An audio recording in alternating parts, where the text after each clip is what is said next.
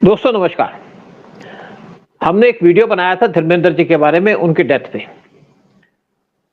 खैर उनकी डेथ को सेलिब्रेट भी करना चाहिए क्योंकि वो अपनी ज़िंदगी पूरी जी के गए हैं और उनका जो बहुत सारा कंट्रीब्यूशन है हमारे फ़िल्म वर्ल्ड के अंदर, स्पेशली बॉलीवुड के अंदर और हमने उस पे वीडियो बनाया था, लेकिन उसमें कुछ साउंड की प्रॉब्लम थी, कुछ लोगों ने उस पे कंप्लेंट भी की है। लेकिन हम अब पार्ट 2 बना रहे हैं धर्मेंद्र के ऊपर, उनकी लाइफ़ के ऊपर, क्या धर्मेंद्र का कंट्रीब्यूशन था बॉलीवुड के अंदर और क्या कुछ किया करते थे वो, किस तरीके से एक सिंपल टाइप के आदमी थे। लेकिन बहुत सी अचीवमेंट है उनकी, गाँव से आए थे और बॉलीवुड के अंदर आकर के उन्होंने बहुत सी पिक्चरों में काम किया और सुपर हीरो बन गए इंडिया के अंदर।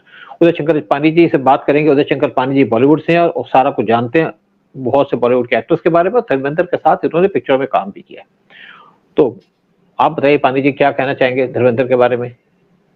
एक तो ये आज जो भी हम लोग उस टाइम पिछले प्रोग्राम में भी जो बोला था और अभी भी बोलने वाले हैं, ये बड़ी अनकही बातें हैं। ये लोगों को, हमारे बॉलीवुड वालों को भी नहीं पता धर्म जी के बारे में।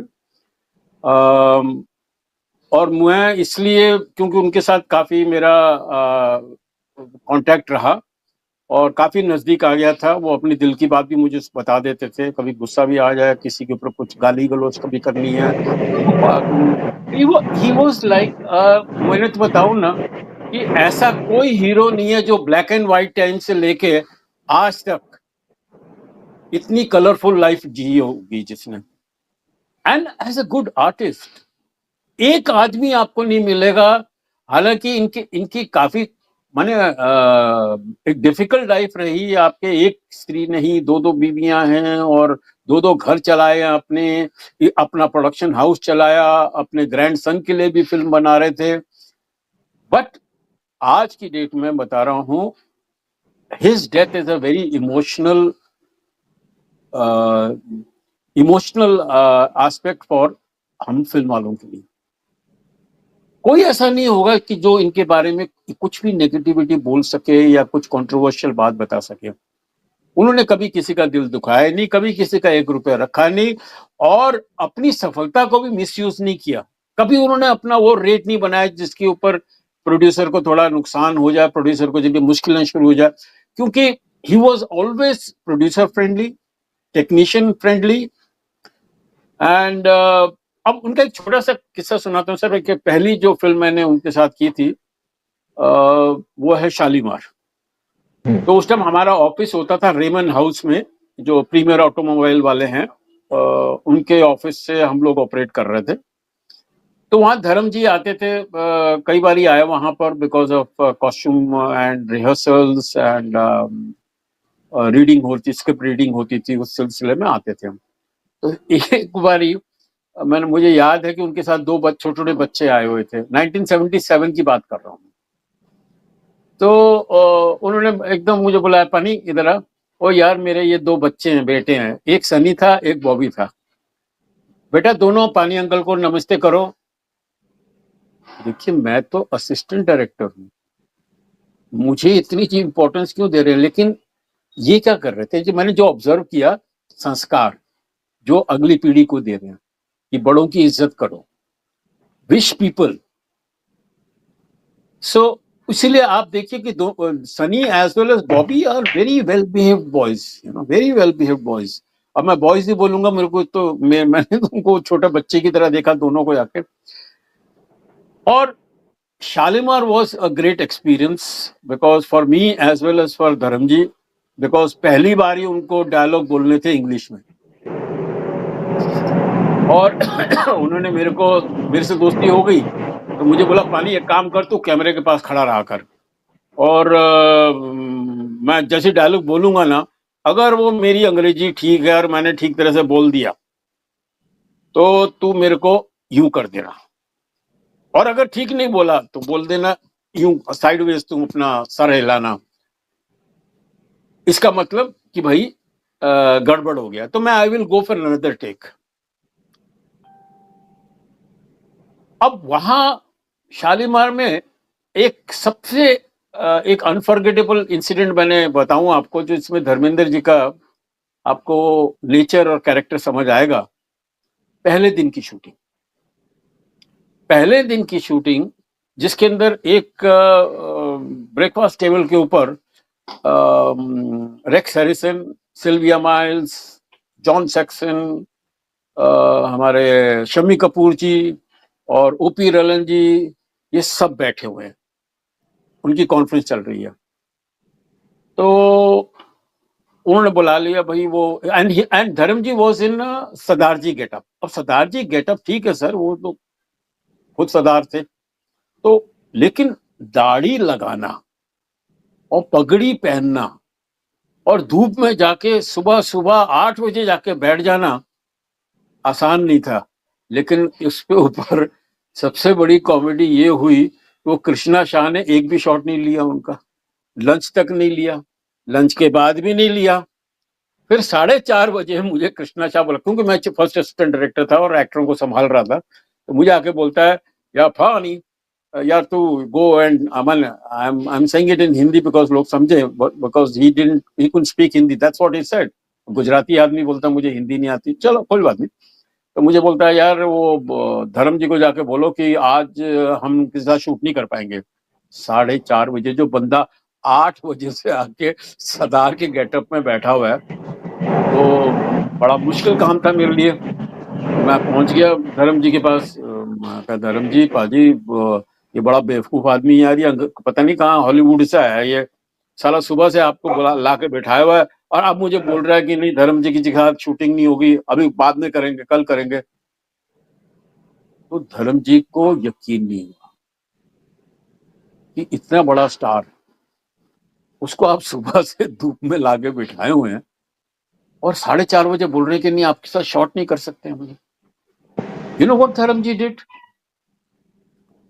उन्होंने देखा और उनकी आंखों से आंसू निकलने लगे और उन्होंने पगड़ी उतारते हुए रोते हुए चले गए।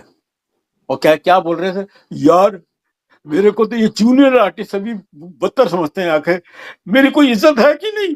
रोते रोते रोते, that is it, he was a emotional person and a child like person. मैंने हो सकता है अगर उनकी जगह कोई दूसरा होता तो उसी टाइम कृष्णा शाह को बुलाता और उसकी मां बहन कर देता सबके आगे, बट नहीं किया उन्होंने। इस तरह से बहुत सिचुएशन ऐसी आती थी कि धर्म जी बहुत नाराज हो जाते थे, लेकिन गुस्सा कभी दूसरे। उन्होंने एक स्पॉट बॉय रखा था जिसका नाम था नंदी, और Nandi was is punching bag. वो मेकअप रूम में जाके उसकी धुनाई कर देते थे एंड वो आदमी was paid to get to be a punching bag. या तो बट आई एम श्योर वो 2 मारते होंगे, उसके बाद प्यार करते होंगे नंदी को, उसको बोलते होंगे चलो तेरे को आज बोनस भी मिल जाएगा जाके। So he was like that, you know. और धर्म जी का तो बस एक और बड़ा इंटरेस्टिंग किस्सा है, मैं बताऊं। एक और फिल्म कर रहा था मैं, उसमें भी चीफ असिस्टेंट डायरेक्टर था, वो था विजय आनंद की राजपूत, जिसके अंदर वो डाकू का रोल कर रहे थे धर्म जी। और उसमें पुलिस कमिश्नर थे हमारे राजेश खन्ना, और हेमा मालिनी के साथ दोनों का इश्क था ऑन स्क्रीन, वो पिक्चर के प्लॉट के हिसाब से।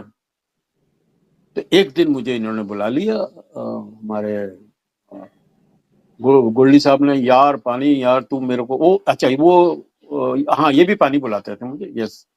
There are some people who call me Uday because usually girls I am called as Uday, but otherwise film industry में मेरा नाम है एस पानी।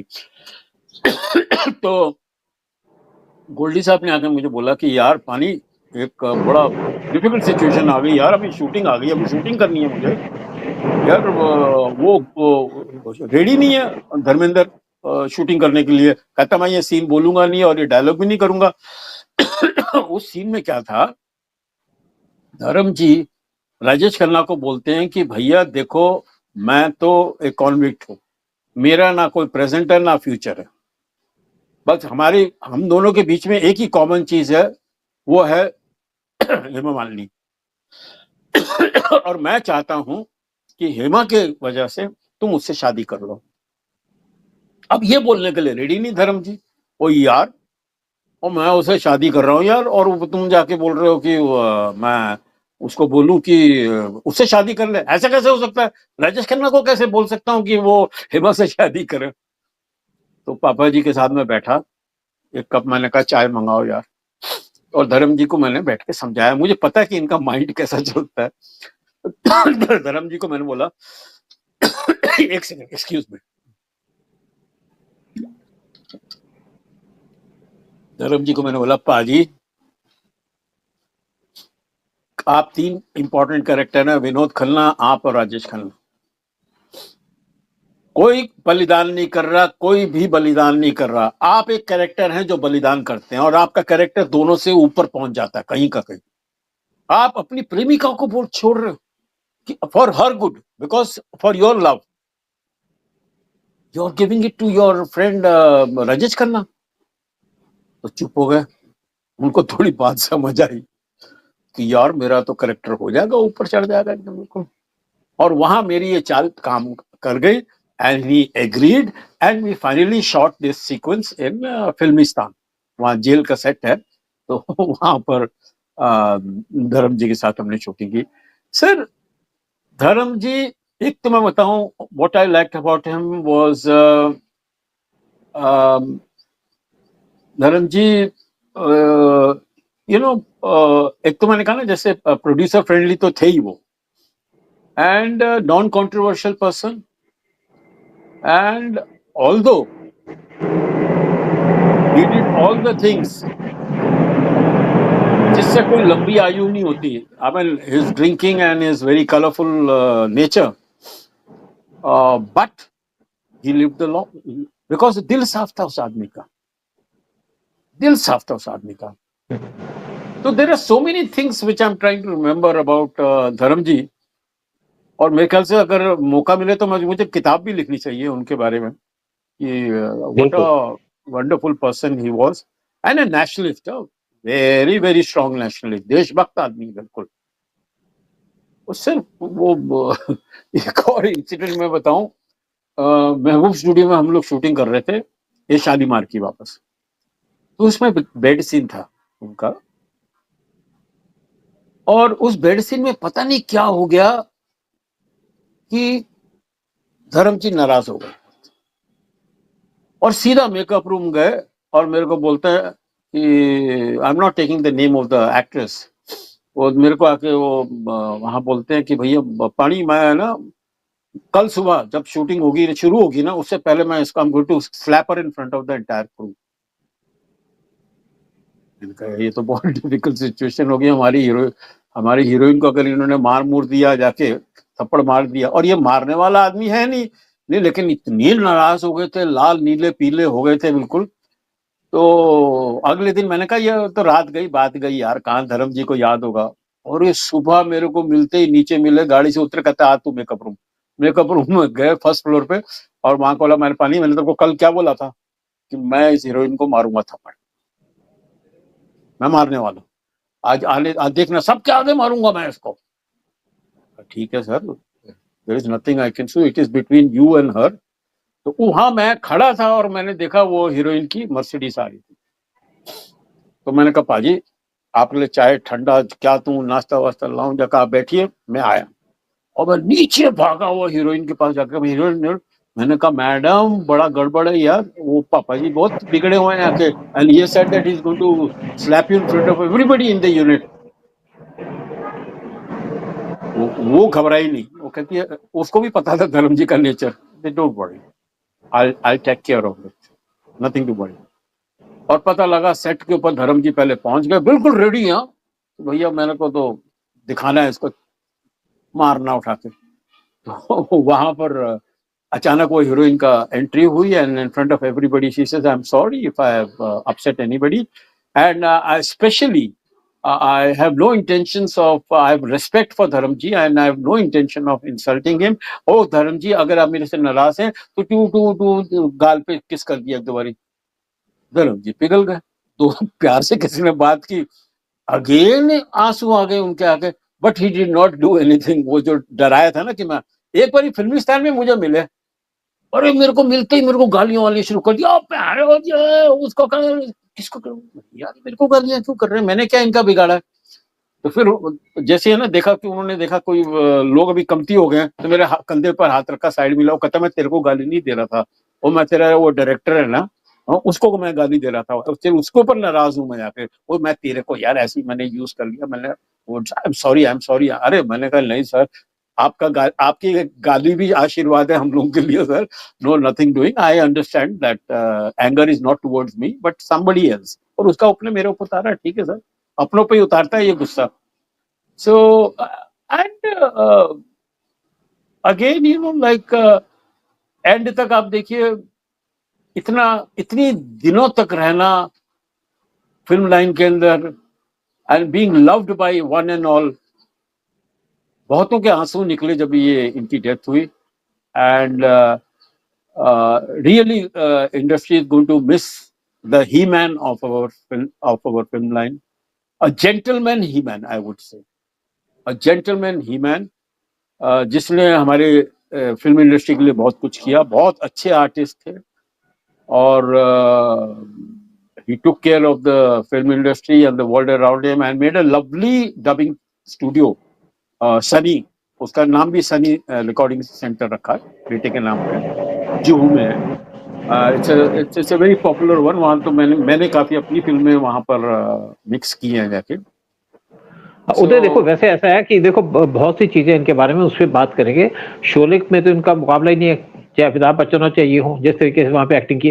लेकिन एक पिक्चर थी जिसमें कॉमेडी की इन्होंने, ये छोटे मोटे क्राइम किया करते थे, और एक कुछ पुलिस की लोग जीपें जा रही थी, वहां पे डाकू ने अटैक कर दिया, और ये वहां पे आसपास छुपे हुए थे। तो ये वहां पे गए और पुलिस वाले कहने पे इन्होंने कुछ काम भी किया, लेकिन साथ में क्या था कि पुलिस की वर्दी पहन ली, और फिर डाकू एक जहां जाना था वहां पे चले गए, जहां पे पुलिस को भेज रहा था, उन्होंने कैंप खोला, वहां चले गए और वहां पे नकली पुलिस बन के रहे। और बहुत अच्छी कॉमेडी पिक्चर थी, मैं नाम भूल रहा हूँ उस पिक्चर का, जिसमें था कि जट कमला पगला दीवाना, वो गाना था। खैर वो पिक्चर मुझे लगता है इनकी बहुत अच्छी लगी मुझे। बंगाली डायरेक्टर थे उसके। हाँ हाँ हाँ, तो वो मैं आज भी उस पिक्चर को याद करता हूँ, स्पेशली इनके रोल को, जिस तरीके से कॉमेडी वाला रोल था इनका, और स्पेशली डाकुओं से भी लड़ते थे। इमोशनल रोल कितने अच्छे करते थे, कॉमेडी कितनी अच्छी करते थे, नाचना नहीं जानते लेकिन फिर भी कितना अच्छा नाचते थे। वो एक हो ना ये जट जमला, तो उसको किन्होंने बोला यार कि यार ये धर्म जी आपने कैसा ये इतना अच्छा डांस कैसे किया? कहता कुछ नहीं यार, और डांस से पहले मैंने 2-4 पैक लगा लिए और उसके बाद डांस कर दिया मैंने। So that was his logic. तो इतनी दारू, फिर एंड लास्ट स्टेज में he left drinks and he used to spend most of the time in this farm house, ये जो करजत के पास जो था उनका, वहां पर रहते थे। But we love him sir, we love you Dharm ji. बिल्कुल नहीं, बिल्कुल बिल्कुल, बहुत सही बात है। आप अमर हो, आप इंडस्ट्री के लिए, इंडस्ट्री हर समय आपके एहसानमंद रहेगा आपका, and you will be a role model for generations to come. बिल्कुल ठीक, सही बात है। चलो कभी करते रहेंगे, हो सके तो एक थर्ड प्रोग्राम भी करेंगे धर्म जी के ऊपर, और यही कहेंगे कि आप भी बताइए कैसा लगा प्रोग्राम और क्या कहानियां सुनना चाहते हैं। उदय शंकर पांडे जी के पास तो बहुत सी कहानियां हैं धर्म जी के बारे में। अगला प्रोग्राम भी करेंगे, क्योंकि हम ये नहीं चाहते कि बहुत लंबा प्रोग्राम करके आपको बोर किया जाए, और उनको श्रद्धांजलि देते हैं उनकी डेथ के ऊपर, और लोग उनको हमेशा याद कर रहे थे और याद करते रहेंगे। जय हिंद, जय भारत। हाँ सर, यहाँ खाली ऐड करना मैं ये चाहूंगा कि इंडस्ट्री के बारे में इतना कुछ जानता हूँ कि मैं, हालांकि मेरी अभी कुछ 5 किताबें आ रही हैं, 4 किताबें तो मेरी कहानियों पे हैं, एक मेरी किताब है ऑन फिल्म प्रोडक्शन की निर्माण, फिल्म निर्माण एक कला, you know, film production and art, तो उसके ऊपर है। और एंड में मैं एक किताब लिखूंगा on controversies of all the greats, जितने भी हमारे फिल्म इंडस्ट्री में बड़े महारथी हैं, लेकिन जिस दिन वो मेरी किताब हो जाएगी ना, अगले दिन ये सारे के सारे महारथी मेरे पीछे पड़ जाएंगे, मुझे मार देंगे। तो मुझे एंड में जाकर किताब रिलीज करनी है, मैं लिख दूंगा यार मेरे मरने के बाद रिलीज करनी है किताब। हाँ, लेकिन आपको एक और बात बता दें कि उदय शंकर पांडे जी बहुत अच्छे आर्टिस्ट हैं, बहुत अच्छे कार्टूनिस्ट हैं। स्कूल के टाइम में भी अच्छे अच्छे कार्टून बनाया करते थे। हमारे ड्राइंग के टीचर जो इनके तो फैन थे, कहते थे पानी ऐसा कर दो, ये बना दो कार्टून। पानी एक, मतलब आप समझिए कि 1 मिनट के अंदर कार्टून बना के रख देते थे। नहीं, लोगों को ये नहीं पता कि हम दोनों क्लासमेट हैं। एक्चुअली किसी को बहुतों को नहीं पता कि सूद साहब और मैं, हम लोग एक साथ ही पढ़े लिखे हैं इन दिल्ली। लेकिन ऐसा थे, बात हमको शुरू में करनी चाहिए थी। कोई बात नहीं, फिर भी प्रोग्राम खत्म करते हैं। जय हिंद, जय भारत। जय हिंद, जय भारत। वंदे मातरम।